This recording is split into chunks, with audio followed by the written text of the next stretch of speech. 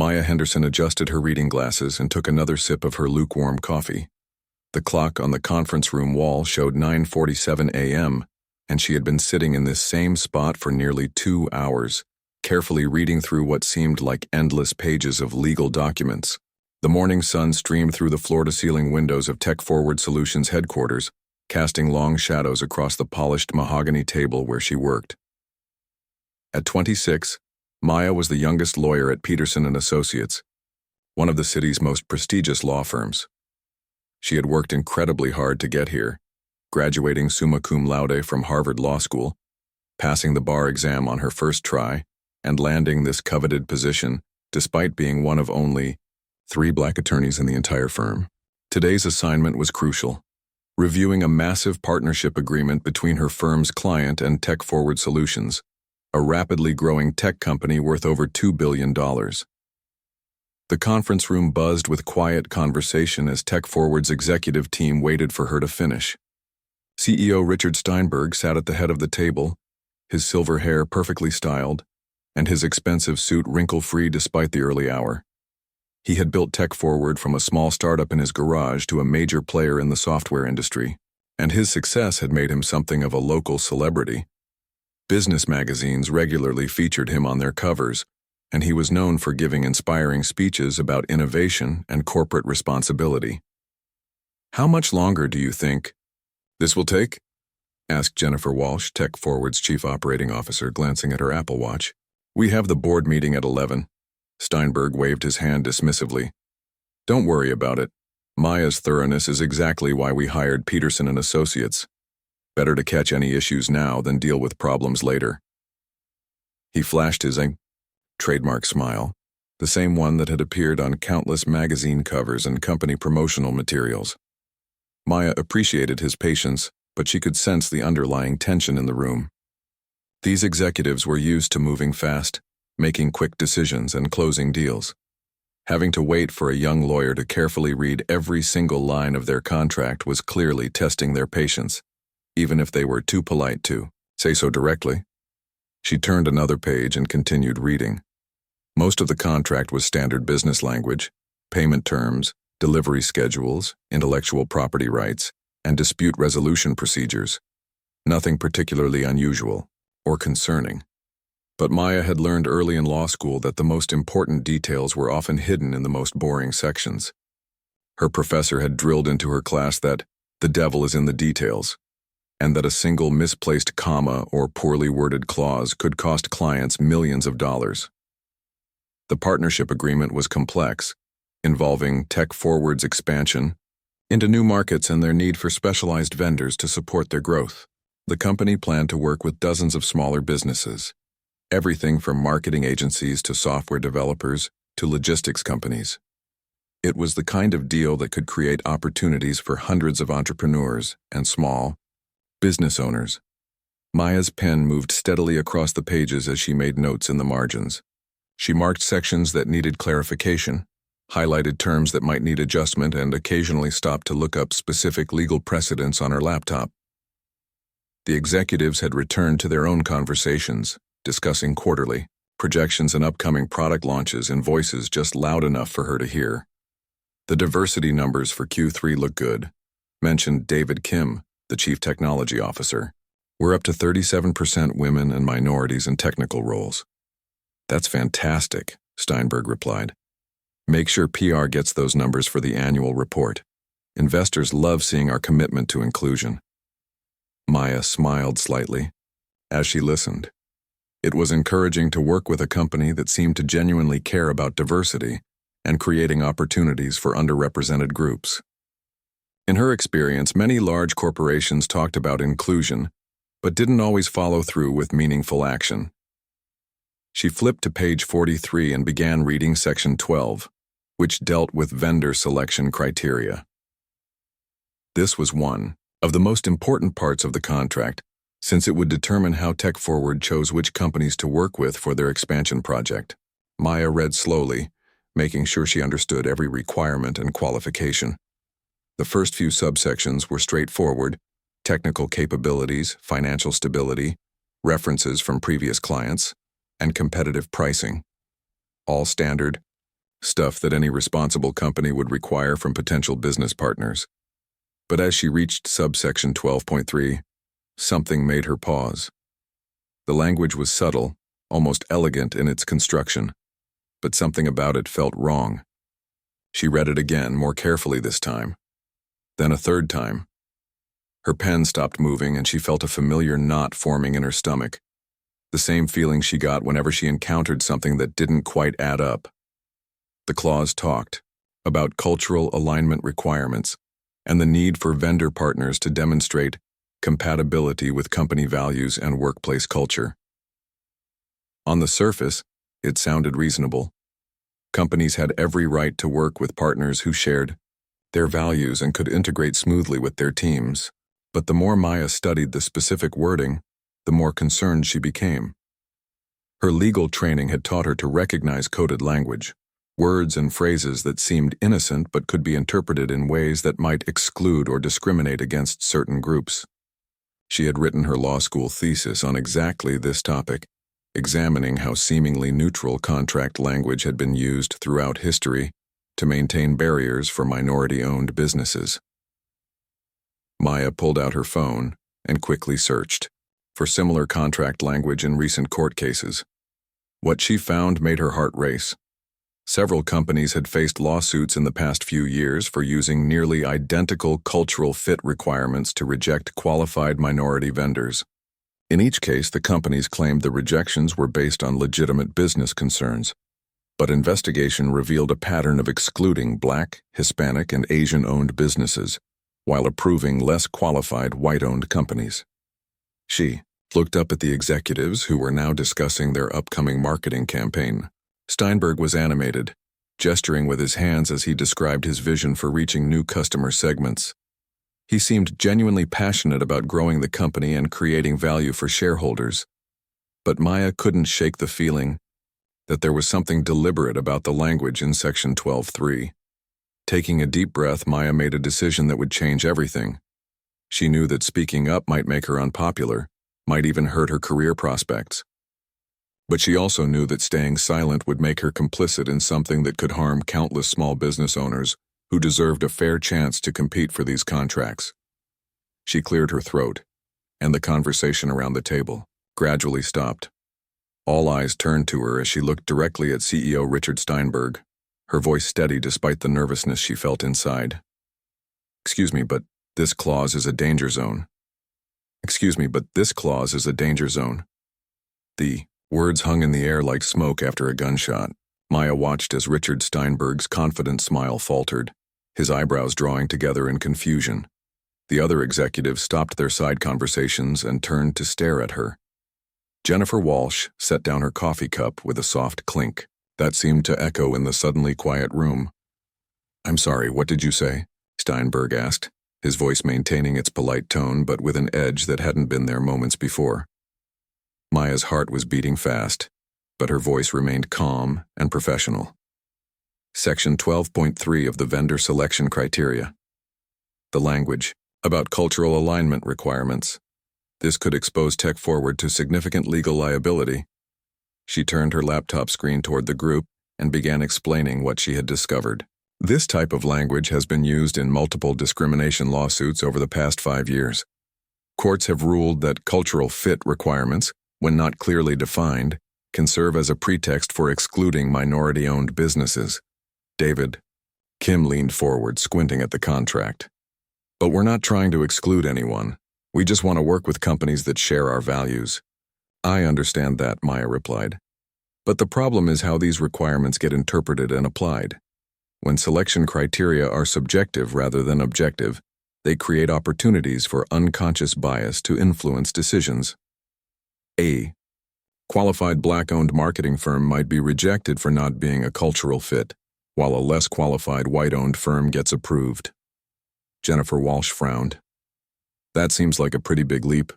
We would never intentionally discriminate against anyone." Maya pulled up several court cases on her laptop.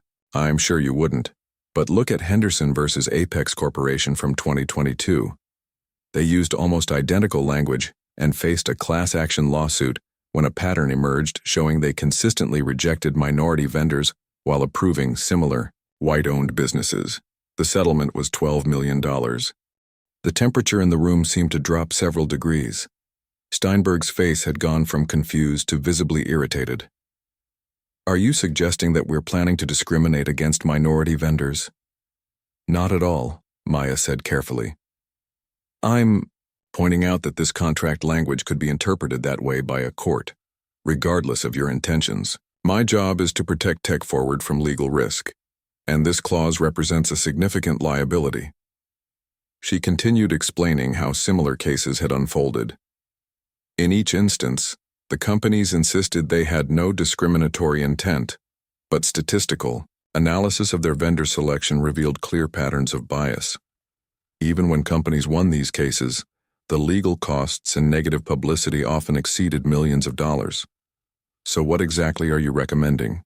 asked Michael Torres, the chief financial officer, speaking for the first time that morning. Maya had prepared for this question. "We need to replace the subjective criteria with specific, measurable requirements. Instead of cultural alignment, we should list concrete qualifications like experience in relevant industries, certifications, client satisfaction scores, and financial stability metrics. This protects TechForward while ensuring the selection process is fair and transparent." Steinberg leaned back in his chair, his jaw tight. "This is ridiculous. Every major corporation uses cultural fit criteria when selecting partners. Are you telling me that IBM and Google and Microsoft are all running illegal vendor selection processes?" "Many large corporations have modified their language precisely because of these legal challenges," Maya replied. "The trend in corporate law is moving toward more specific, objective criteria to avoid these exact problems." The room fell silent except for the quiet hum of the air conditioning. Maya could feel the tension building as the executives exchanged glances. She had essentially accused a multi-billion-dollar company of having discriminatory practices written into their contract, and she could see that her analysis wasn't being received well. Jennifer Walsh was the first to speak. "I think we need to table this discussion and continue the contract review. Maya, perhaps you could make note of your concerns and we can address them separately." But Maya knew that addressing them separately often meant those concerns would be quietly ignored or watered down until they were meaningless. She had seen it happen before with other clients who didn't want to hear uncomfortable truths about their business practices. "With respect," Maya said, "this isn't something we can postpone. If TechForward signs this contract as written, you're creating a legal time bomb. The first time a minority-owned business gets rejected and decides to investigate the pattern of your vendor selections, this language will be Exhibit A in their discrimination lawsuit." Steinberg's mask of corporate politeness was starting to slip. "Young lady, I've been running successful businesses for longer than you've been practicing law. I think I know something about managing legal risk." The condescending tone stung, but Maya pressed forward. "I understand you have extensive business experience. That's exactly why I'm bringing this to your attention now, before it becomes a problem. Prevention is always cheaper than litigation." David Kim tried to diffuse the tension. "Maybe we could modify the language slightly while keeping the general concept intact?" Maya shook her head. "Half measures won't solve the fundamental problem. Courts look at the practical effect of contract language, not just the specific words used. Any subjective criteria that could be used to exclude qualified minority vendors will create liability." She could see she was losing the room. The executives were becoming defensive and Steinberg looked like he was barely containing his anger. But Maya knew she had to finish making her case even if it meant burning bridges. "Look, I know this isn't what you want to hear," she said. "But my ethical obligation as your attorney is to give you honest legal advice, even when it's uncomfortable. This contract language represents exactly the kind of risk that corporate legal departments are trained to identify and eliminate." Steinberg stood up abruptly, his chair rolling backward. "I think we need to take a break. Maya, could you step outside for a moment? We need to discuss this internally." As Maya gathered her papers and laptop, she caught sight of the executives' faces. Some looked concerned, others annoyed, and a few seemed to be calculating the potential financial implications of what she had just told them. Steinberg's expression was the most troubling. barely controlled fury mixed with what looked like genuine surprise that a young lawyer had dared to challenge his company's practices so directly. Walking toward the conference room door, Maya realized that her career at Peterson and Associates might have just taken a very dangerous turn. Maya sat in the building's lobby, trying to look calm while her mind raced through everything that had just happened. Her phone buzzed with a text from her supervisor at Peterson and Associates. "How's the Tech Forward review going? Any issues?" She stared at the message for a long moment before typing back. "Still in progress. We'll update you when finished. 45. Minutes later, she was called back into the conference room. The atmosphere was noticeably different, colder, more formal. Steinberg's earlier friendliness had completely vanished, replaced by the kind of professional courtesy that barely masked hostility. "We've discussed your concerns," he said without preamble. "While we appreciate your attention to detail, we believe you may be overthinking this particular clause. The language has been reviewed by our internal legal team and deemed appropriate for our business needs." Maya felt a chill run down her spine. "Have you had this specific language reviewed by employment law specialists? Because the cases I cited are very recent and—" "Thank you," Jennifer Walsh interrupted. "We'll take your concerns under advisement. For now, we'd like to proceed with the contract as written." Maya looked around the table at the faces staring back at her. These weren't the same people who had been chatting casually about diversity statistics an hour earlier. Now they looked at her like she was a threat, something to be managed and contained rather than listened to. "I need to be clear about something," Maya said, her voice steady despite the hostile atmosphere. "If you proceed with this contract language, I cannot, as your legal counsel, recommend that my firm sign off on it. The liability risk is too significant." Steinberg's eyes narrowed. "Is that a threat?" "It's a professional legal opinion based on established case law and risk assessment. I have an obligation to protect both Tech Forward and my firm from foreseeable legal consequences."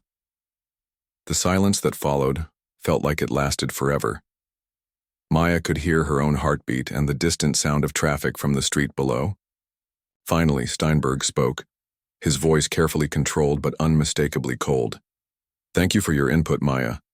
We'll discuss this matter with your supervising partner and determine the best path forward. I think we're finished here for today." As Maya packed up her materials for the second time that morning, she knew she had crossed a line that couldn't be uncrossed. She had challenged a powerful CEO in front of his entire executive team, questioned their business practices, and essentially accused them of planning to engage in discrimination. Whether she was right or wrong about the legal risks, she had made enemies of people who could destroy her career with a single phone call. Walking to the elevator, Maya felt a strange mixture of fear and pride. She was terrified about what this confrontation might mean for her future, but she was also proud that she had found the courage to speak up when it mattered. Her law school professors had always talked about the lawyer's duty to serve justice, not just clients. Today, for the first time in her career, Maya felt like she truly understood what that meant. The elevator doors closed behind her, and she watched the floor numbers decrease as she descended toward an uncertain future. But one thing was clear: there was no going back now. The next few days passed in a blur of increasingly uncomfortable interactions. Maya returned to her office at Peterson and Associates and immediately scheduled a meeting with her supervising partner, Robert Chen. She explained her concerns about the Tech Forward contract, citing the legal precedents and potential liability issues. Robert listened carefully, taking notes as she spoke. "This is serious stuff," he said when she finished. "Have you documented everything? Every case citation, every legal precedent, every detail about why this language is problematic?" Maya confirmed. "Good. I'll review your analysis and discuss it with the senior partners. In the meantime, keep this confidential. We don't want any information leaking before we've had a chance to properly address it with the client." But Maya soon discovered that addressing it with the client meant something very different than what she had expected. Instead of pushing Tech Forward to modify their contract language, the firm seemed more concerned with managing the relationship and keeping the client happy. The first sign of trouble came when Maya tried to access the Tech Forward files on the firm's server. Her login credentials had been temporarily suspended pending system updates, according to the IT department. When she asked when the system would be restored, she was told there was no timeline for the fix. Then came the meeting invitations that never arrived. Maya learned about follow-up discussions with Tech Forward only when she overheard colleagues talking about them in the hallway. When she asked Robert about being excluded, he explained that they were streamlining the communication process and that her input was no longer needed for this particular phase of the project. The message was becoming clear. Maya had made powerful people uncomfortable, and now she was being quietly pushed aside. The situation escalated when Richard Steinberg requested a private meeting with Peterson and Associates managing partner Thomas Peterson himself. Maya wasn't invited, but word traveled quickly through the office gossip network about what had been discussed. According to several sources, Steinberg had raised concerns about Maya's approach to client relations and suggested that she might not be the right fit for high-level corporate work. He hadn't explicitly demanded that she be removed from the account, but his meaning was clear enough. Maya found herself increasingly isolated at work. Colleagues who had previously sought her opinions on complex legal matters now seemed to avoid her. Her invitations to client dinners and industry events mysteriously stopped coming. Even her small office felt different, quieter, lonelier, as if she had been marked with some invisible scarlet letter. But the isolation also gave her time to think, and the more she reflected on Tech Forward's reaction to her concerns, the more suspicious she became. Legitimate businesses didn't typically respond to legal advice by trying to silence the messenger. Companies with nothing to hide didn't go to such lengths to avoid modifying contract language that created obvious liability risks. Maya began to wonder if the problematic clause in Section 12.3 wasn't an oversight at all. What if it had been deliberately crafted to provide legal cover for discriminatory practices? What if Tech Forward's celebrated commitment to diversity was just marketing rhetoric designed to hide a more troubling reality? Late one evening, as she sat alone in her office reviewing old files, Maya made a decision that would change the trajectory of her entire career. She was going to find out the truth about Tech Forward solutions, no matter what it cost her. She started by researching the company's actual track record with minority vendors. Public records showed that despite Tech Forward's rapid growth and expansion into new markets, they had remarkably few partnerships with Black, Hispanic, or Asian-owned businesses. For a company that claimed to value diversity and inclusion, their vendor portfolio was surprisingly homogeneous. Maya also discovered that she wasn't the first person to raise concerns about Tech Forward's practices. Online forums and professional networks contained scattered complaints from minority business owners who claimed they had been unfairly rejected despite meeting all technical qualifications. The complaints were isolated and hadn't attracted media attention, but together they suggested a pattern. The most disturbing discovery came when Maya found a trade publication article from 2 years earlier about a former Tech Forward employee named Lisa Chang, an Asian American marketing director, who had left the company after reportedly clashing with management over diversity initiatives. The article was brief and diplomatically worded, but it hinted at deeper problems within the company's culture. Maya realized she needed to speak with Lisa Chang. If there was a pattern of discrimination at Tech Forward, and if the company had a history of pushing out employees who raised concerns about it, then Maya's own experience might be part of a much larger story. Finding Lisa's contact information took some detective work, but Maya eventually tracked her down through LinkedIn. When they met for coffee at a small cafe downtown, Lisa's story confirmed Maya's worst fears about what she had gotten herself into. 3 weeks into Maya's investigation, she received a call that made her blood run cold. It was Robert Chen, her supervising partner, and his voice was more serious than she had ever heard it. "Maya, we need to talk immediately. Richard Steinberg has filed a formal complaint against you with the State Bar Association." Maya felt like the floor had dropped out from under her. "What kind of complaint?" "Professional misconduct. He's claiming you violated attorney-client privilege, engaged in unauthorized contact with former company employees, and attempted to extort Tech Forward by threatening to expose confidential business information." That's completely false, Maya said, struggling to keep her voice steady. Everything I've done has been within my ethical obligations as an attorney. I know that, and you know that. But Steinberg has resources and connections that most people don't. He's playing hardball and he's playing to win. The bar complaint was just the beginning. Within days, Maya discovered that TechForward's influence extended far beyond what she had imagined.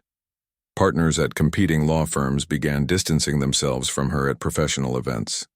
Potential employers who had shown interest in her background suddenly stopped returning her calls. Someone was systematically damaging her reputation in the legal community. Maya also started noticing strange things in her personal life.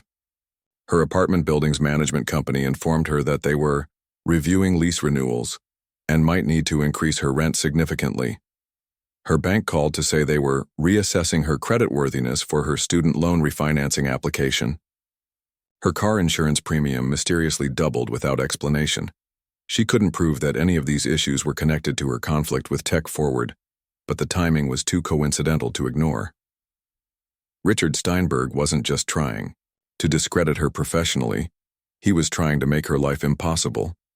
But instead of intimidating Maya into backing down, the pressure campaign only strengthened her resolve. If TechForward was willing to go to such extreme lengths to silence her, it meant they had something serious to hide. And Maya was determined to find out exactly what that was. She began documenting everything, every phone call from creditors, every canceled meeting, every professional slight. If Steinberg wanted to play dirty, Maya would make sure she had evidence of every underhanded tactic he used against her. The breakthrough came when Lisa Chang called her with unexpected news. "I've been in touch with other former TechForward employees," Lisa said. "There are at least 6 people who left the company under similar circumstances. They're all willing to talk, but they're scared of retaliation." Maya felt a surge of excitement mixed with determination. "Can you arrange a meeting? I think it's time we all shared our stories and figured out how to hold TechForward accountable." "There's something else," Lisa continued. "One of the former employees still has access to internal company documents, email chains, strategy memos, vendor evaluation spreadsheets, stuff that proves exactly what TechForward has been doing." Maya's heart raced. If they could document TechForward's discriminatory practices with internal evidence, it would be much harder for Steinberg to dismiss their claims as the complaints of disgruntled former employees. "We need to be careful," Maya warned. "If Steinberg is willing to file false bar complaints and manipulate people's personal finances, there's no telling what else he might do." "I know," Lisa replied, "but we can't let fear stop us from doing what's right. Too many people have been hurt by TechForward's practices, and too many more will be hurt if we don't speak up." As Maya hung up the phone, she realized that her conflict with TechForward had evolved into something much bigger than a contract dispute. She was now part of a movement to expose systematic discrimination at one of the city's most prominent companies. The stakes were higher than ever, but so was the potential for real change. The question was, would she have the courage to see it through to the end? The coffee shop was nearly empty when Maya arrived, just a few college students with laptops and an elderly man reading a newspaper by the window. She spotted Lisa Chang immediately, a woman in her early 30s with sharp eyes and an expression that suggested she'd been through battles and come out stronger on the other side. "Thank you for meeting with me," Maya said as she sat down, across from Lisa. "I know this might be uncomfortable to talk about," Lisa smiled grimly. "Uncomfortable doesn't begin to cover it. But when I got your message about TechForward, I knew I had to hear what you had to say. Too many people have stayed quiet for too long." Over the next 2 hours, Lisa painted a picture of TechForward that was radically different from the company's public image. Behind the glossy marketing materials and diversity statistics, she described a workplace where minority employees were consistently overlooked for promotions, where their ideas were dismissed or appropriated by white colleagues, and where raising concerns about discrimination was career suicide. "I was hired as a marketing director with great fanfare," Lisa explained. "They made a big deal about bringing in diverse talent, held press conferences, updated their website with my photo. But when I actually tried to do my job and develop marketing strategies for minority communities, I hit wall after wall. She described how her proposals for outreach to Asian American and Hispanic markets were repeatedly rejected as not aligned with company priorities. When she suggested partnering with minority-owned advertising agencies that specialized in these communities, she was told that TechForward needed to work with established, proven partners, which invariably meant large, white-owned firms. The breaking point came when I discovered they were planning a major diversity campaign. Lisa continued. They wanted to create advertisements showing how TechForward supported minority entrepreneurs and small businesses. But when I looked at our actual vendor list, we had almost no minority partners. I told them we couldn't run ads claiming to support diverse businesses when our own practices didn't reflect those values. Maya leaned forward. How did management respond? Richard Steinberg called me into his office and gave me a lecture about brand messaging versus operational realities. He said marketing was about aspirations, not necessarily current facts. When I pushed back and said we needed to actually change our vendor selection process, he told me I was being unnecessarily confrontational and not a good cultural fit for leadership roles. The phrase cultural fit made Maya's stomach tighten. It was the same language she had flagged in the TechForward contract, and now she was hearing how it had been used to silence an employee who challenged discriminatory practices. Lisa continued her story. Within weeks of that conversation, she found herself excluded from key meetings, her budget authority reduced, and her team members reassigned to other projects. The message was clear: conform or leave. I documented everything, Lisa said, pulling out her phone and showing Maya a folder full of screenshots and saved emails. Meeting notes where my ideas were dismissed. Email chains where qualified minority vendors were rejected for vague reasons. Conversations where colleagues made comments about maintaining company culture. Maya studied the evidence with growing alarm. Lisa had built a comprehensive case showing how TechForward systematically excluded minority-owned businesses while maintaining a public facade of supporting diversity. The patterns were clear once you knew what to look for. Did you ever consider filing a lawsuit? Maya asked. Lisa laughed bitterly. Of course I did. I consulted with 3 different employment lawyers. They all said the same thing. TechForward was too smart to leave obvious smoking guns. Everything was coded language, plausible explanations, subjective judgments that would be hard to prove in court. Plus, Richard Steinberg has an army of expensive lawyers and unlimited resources to fight any challenge. So you just left? I took a position with a smaller company that actually lives up to its diversity commitments. Sometimes walking away is the smartest choice, even when it feels like letting them win. Maya understood the logic, but something inside her rebelled against the idea of letting TechForward continue its practices unchallenged. What if we could build a stronger case? What if there were multiple people willing to speak out, more documentation, a clear pattern that even expensive lawyers couldn't explain away? Lisa studied Maya's face carefully. You're thinking about taking them on, aren't you? I don't know yet, but I think they targeted the wrong person this time. I'm not just an employee they can push around. I'm their lawyer, and I have access to information they don't want exposed. Be careful, Lisa warned. Richard Steinberg didn't build a billion-dollar company by playing fair. If you go after him, he'll come after you with everything he's got. Maya spent the rest of the week thinking about her conversation with Lisa. She researched other former TechForward employees and found a disturbing pattern. Several minority staff members had left the company under similar circumstances. Complaints about being excluded from opportunities, concerns about discriminatory practices, and ultimately finding themselves pushed out for not being cultural fits. She also investigated TechForward's vendor relationships more thoroughly. Using public records and industry databases, she compiled a comprehensive list of the company's business partners over the past 5 years. The results were stark. Despite operating in one of the most diverse cities in the country, TechForward worked almost exclusively with white-owned businesses. The few minority-owned companies that had managed to secure contracts with TechForward told remarkably similar stories when Maya contacted them. Lengthy delays in the approval process, requests for additional documentation that white-owned competitors weren't required to provide, and contract terms that were consistently less favorable than industry standards. One particularly telling conversation was with Jerome Washington, who owned a small IT consulting firm that had tried to partner with TechForward 3 years earlier. His company had all the technical qualifications and competitive pricing, but their proposal was rejected after what the company called a cultural assessment. They brought my entire team in for a day of interviews, Jerome explained. Not technical. Interviews. They already knew we could do the work. These were culture fit interviews where they asked questions about our management style, our company values, how we handle client relationships. It felt like they were looking for reasons to say no.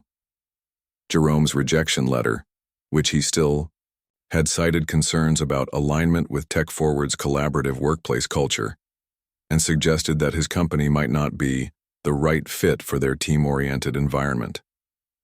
The letter was professionally written but offered no specific examples of why Jerome's team had failed the cultural assessment. The worst part, Jerome continued, was that they gave the contract to a white-owned firm that charged 20% more and had less experience in the specific technology they needed.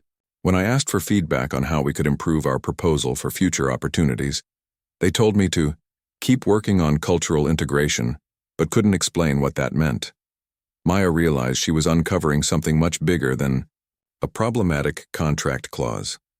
TechForward had created an entire system designed to maintain racial homogeneity in their business relationships while publicly claiming to support diversity. And now they were trying to use their influence to destroy her career because she had dared to point out the legal risks of their approach. As Maya compiled more evidence, she began to see how sophisticated TechForward's discrimination had become. They didn't use obvious racial language or make explicitly discriminatory statements. Instead, they had developed a system of coded language, subjective evaluations, and plausible explanations that allowed them to exclude minority-owned businesses while maintaining legal cover. The cultural fit requirements were just one part of a larger strategy. TechForward also used networking events at exclusive country clubs where minority business owners were unlikely to have access, required references from previous clients in industries where minorities had historically been excluded, and set qualification thresholds that seemed neutral but had discriminatory effects. Maya's investigation revealed that TechForward's practices weren't just morally wrong, they were potentially illegal under federal anti-discrimination laws. Companies that received government contracts, as TechForward did, were required to make good faith efforts to include minority-owned businesses in their vendor networks. TechForward's systematic exclusion of such businesses could constitute a violation of their federal contracting obligations. But Maya also realized that building a legal case against TechForward would require more than just documenting their discriminatory practices. She would need to prove that the discrimination was intentional and systematic, not just the result of unconscious bias or coincidental factors. That's when Lisa Chang called with the breakthrough Maya had been hoping for. "I've been in touch with Carlos Rivera," Lisa said. "He's a former procurement manager at TechForward who left the company 6 months ago. He says he has documentation that proves the discrimination was deliberate policy, not just unconscious bias." Maya's heart raced. "What kind of documentation?" "Internal training materials, email chains between executives, spreadsheets tracking the racial demographics of vendors. Stuff that shows TechForward was actively working to exclude minority-owned businesses while maintaining plausible cover. Stories." Maya knew that if Carlos's documentation was as damaging as Lisa suggested, it could be the evidence needed to bring down TechForward's entire discriminatory system. But she also knew that obtaining such evidence would put all of them at significant legal risk. "Can you arrange a meeting?" Maya asked. "He's willing to talk, but he's scared. He signed a non-disclosure agreement when he left TechForward, and violating it could result in serious financial penalties. He needs to know that we have a real plan for using the information to create change, not just expose it and walk away." Maya thought about everything she had learned over the past few weeks. The evidence of systematic discrimination was overwhelming, but taking on a billion-dollar corporation would require resources she didn't have and courage she wasn't sure she possessed. But she also thought about Jerome Washington and all the other qualified business owners who had been denied opportunities because of the color of their skin. She thought about Lisa Chang, and the other employees who had been pushed out for trying to do the right thing. And she thought about all the future victims of TechForward's practices if no one stood up to challenge them. "Tell Carlos I want to meet," Maya said, "and tell him that we're not just looking to expose TechForward's practices, we're going to stop them." The meeting was scheduled for the following Sunday at a small restaurant outside the city, far from TechForward's usual business circles. As Maya drove toward what could be the most important conversation of her career, she realized that there would be no turning back after this point. She was about to cross the line from investigating discrimination to actively fighting it, and Richard Steinberg would not forgive or forget such a challenge to his power.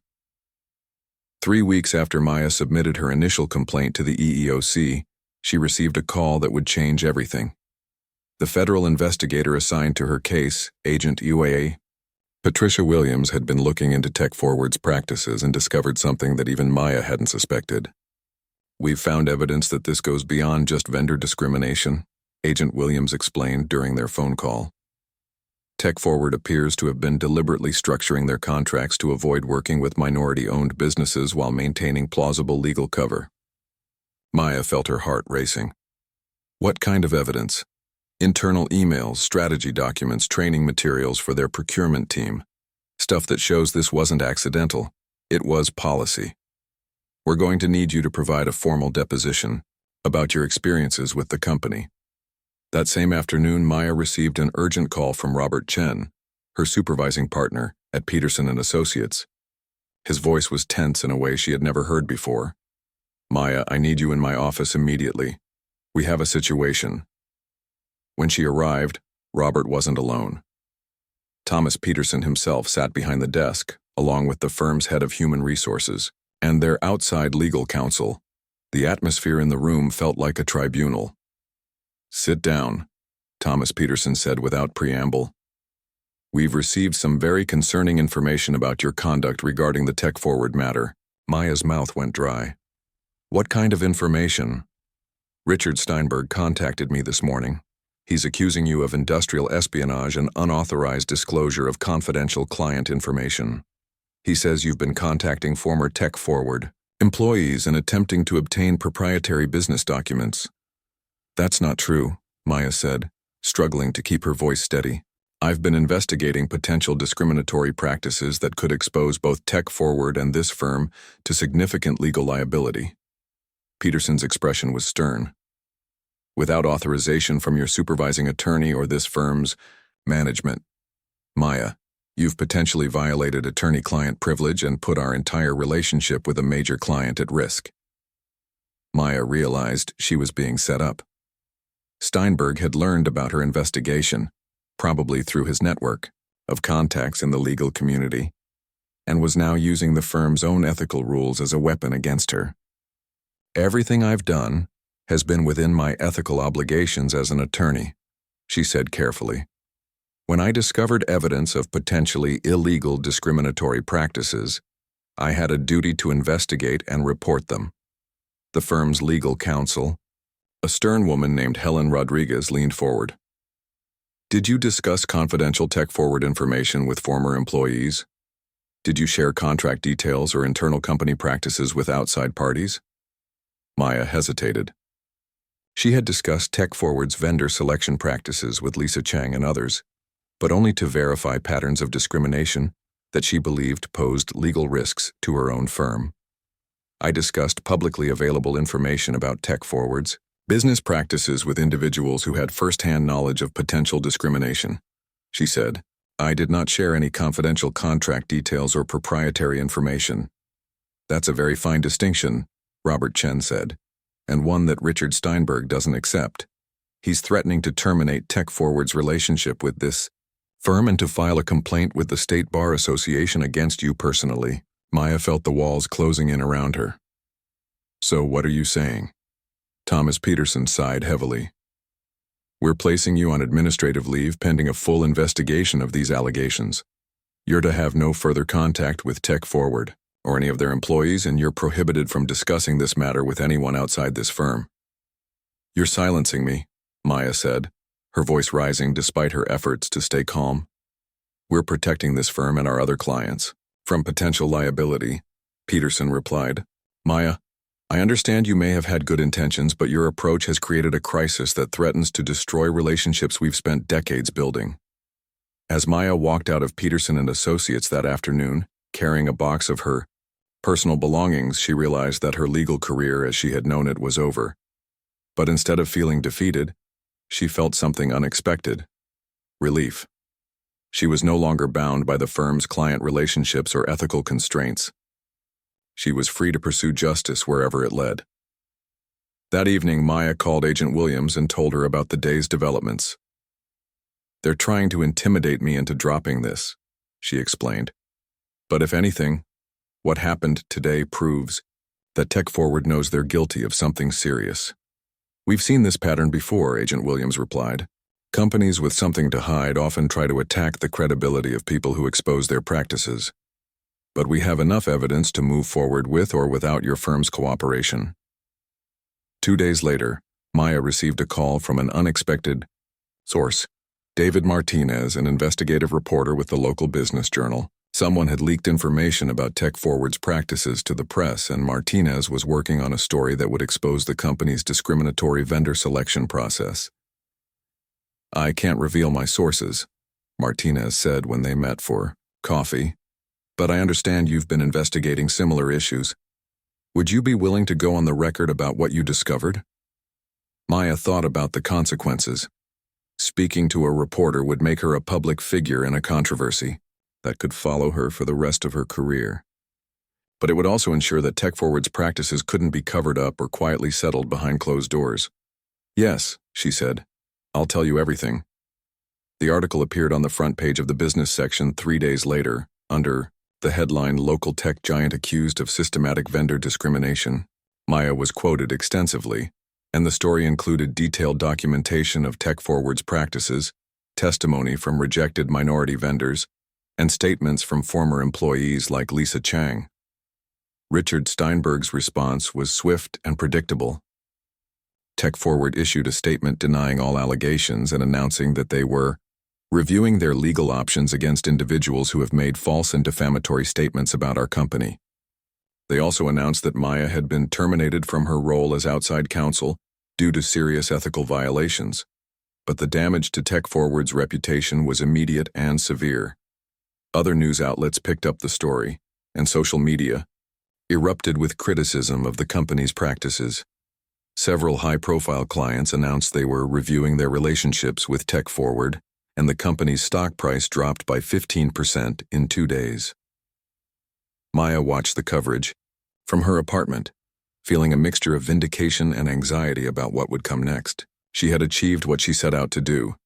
Tech Forward's discriminatory practices were now public knowledge, and they would be forced to answer for their actions. But she had also made powerful enemies who would not forget or forgive her role in exposing them. Her phone rang, interrupting her thoughts. The caller ID showed a number she didn't recognize. Maya Henderson? This is Rebecca Torres from the Justice Department's Civil Rights Division. We'd like to talk to you about testifying in a federal investigation into Tech Forward Solutions. 6 months later, Maya stood at the podium in a packed federal courthouse, her hand raised as she swore to tell the truth in the case of United States versus Tech Forward Solutions. The courtroom was filled with reporters, civil rights advocates, and business leaders who had come to witness what many were calling the most significant corporate discrimination case in years. The path to this moment had been grueling. After losing her position at Peterson and Associates, Maya had struggled to find new employment. Most major law firms in the city were reluctant to hire someone who had taken on a billion-dollar corporation and won. Her student loan payments continued, while her income disappeared, and there were many nights when she questioned whether speaking out had been worth the personal cost. But gradually, opportunities had emerged. Smaller firms that specialized in civil rights work began reaching out, impressed by her courage in challenging Tech Forward. Legal aid organizations offered her consulting work on discrimination cases, and most importantly, other whistleblowers began contacting her, seeking advice on how to expose wrongdoing in their own workplaces. The federal investigation had moved quickly once Maya's allegations became public. Agent Williams and her team had secured warrants to search TechForward's email servers and internal documents, uncovering a treasure trove of evidence that confirmed everything Maya had suspected, and more. They found emails where Richard Steinberg had explicitly discussed the need to maintain cultural compatibility in vendor relationships, which everyone understood to mean avoiding minority-owned businesses. They discovered training materials that taught procurement staff how to find plausible reasons to reject qualified minority vendors. Most damning of all, they found spreadsheets tracking the racial demographics of TechForward's business partners, with goals to maintain what internal documents called appropriate representation levels. The evidence was so overwhelming that Steinberg's expensive legal team had been forced to negotiate a settlement rather than face a trial they couldn't win. TechForward agreed to pay $47 million in damages to affected vendors and former employees, implement comprehensive anti-discrimination training, and submit to 5 years of federal monitoring of their vendor selection process. But Maya had insisted on one additional condition. Steinberg himself had to publicly apologize and admit that TechForward had engaged in discriminatory practices. It was a demand that his lawyers fought fiercely, but one that the Justice Department supported as an important step toward acknowledging the harm that had been done. As Maya looked out at the courtroom audience, she saw faces that represented the journey she had traveled over the past year. Lisa Chang sat in the front row, smiling encouragingly. Agent Williams nodded from her seat near the prosecutor's table. Several minority business owners who had been denied contracts with TechForward were present to witness the moment when their experiences were finally validated. Ms. Henderson, the federal prosecutor began, please tell the court about your first encounter with TechForward's discriminatory contract language. Maya took a deep breath and began to tell her story. She described the morning when she had been reviewing the partnership agreement, the moment when she realized the cultural alignment language was a legal danger zone, and her decision to speak truth to power despite the risks to her own career. As she testified, Maya thought about all the people who had been harmed by TechForward's practices over the years. Qualified business owners denied opportunities, talented employees pushed out for challenging discrimination, and countless others who had suffered in silence because they didn't have the resources or platform to fight back. But she also thought about the changes that were already beginning to happen as a result of her decision to speak out. Other companies had quietly modified their own vendor selection processes to avoid TechForward's fate. Law firms were providing additional training on recognizing discriminatory contract language. Most importantly, young lawyers and business professionals were learning that they had the power to challenge injustice, even when it came at personal cost. When Maya finished her testimony, the judge thanked her for her service to the court and to the cause of justice. As she stepped down from the witness stand, she felt a sense of completion that had been missing from her life for months. Outside the courthouse, reporters surrounded her with questions about her experience and what she hoped would happen next. Maya smiled as she faced the cameras, thinking about how different her life had become since that morning when she first read Section 12.3 of TechForward's contract. What I hope people understand, she said to the gathered crowd, is that speaking out against discrimination isn't just about legal obligations or corporate liability. It's about the kind of society we want to live in and the kind of opportunities we want to create for everyone. A reporter raised her hand. Do you have any regrets about challenging TechForward, considering the personal cost to your career? Maya considered the question carefully. My career path certainly didn't go as planned, but I've learned that success isn't just about climbing the corporate ladder or making partner at a prestigious firm. It's about using whatever platform you have to make things better for the people who come after you.